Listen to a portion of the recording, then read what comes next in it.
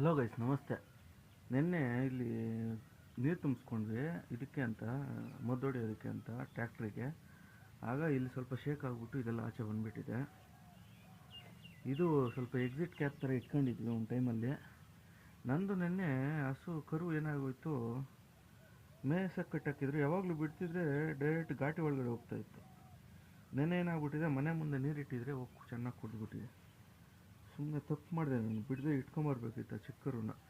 ಆ ದೊಡ್ಡ ಕರುಗಳು ಪರವಾಗಿಲ್ಲ, ಅವು ಎಷ್ಟು ಬೇಕೋ ಅಷ್ಟು ನೀರು ಕುಡಿಯುತ್ತೆ. ಈಗ ಚಿಕ್ಕ ಕರುಗಳು ಸ್ವಲ್ಪ ಹುಷಾರಾಗಿ ನೋಡ್ಕೋಬೇಕು. ನೀರೇನಾದರೂ ಕುಡಿಯುತ್ತೆ ಅಂದರೆ ಆಗೋಯ್ತು ಅದರ ಕತೆ.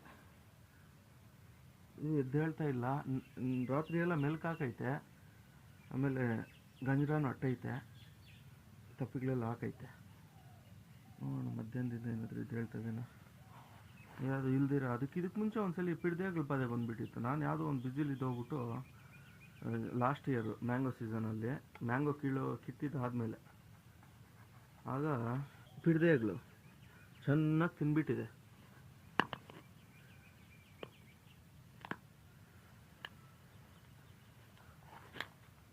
ಅದರ ಇನ್ನೇನು ಹೋಗ್ಬಿಡೋ ಸ್ಟೇಜ್ ಬಂದುಬಿಟ್ಟಿತ್ತು ಹಸು.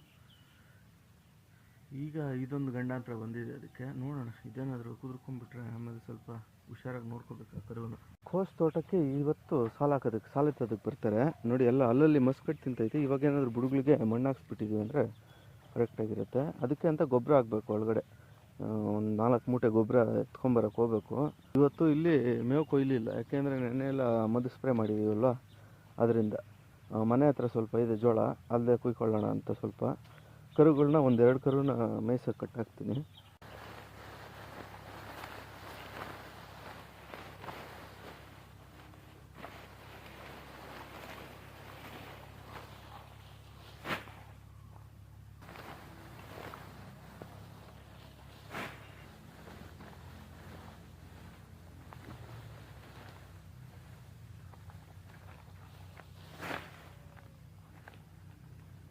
ಬೆಳಗ್ಗೆ ಸಾಲೆತ್ತಕ್ಕೆ ಬರ್ತಾರೆ ಅಂತ ಹೇಳ್ತಾರಲ್ಲ, ಅದಕ್ಕೆ ಅಂತ ಗೊಬ್ಬರ ಹಾಕೊಂಡು ಹೋಗಿ ಬಂದೆ.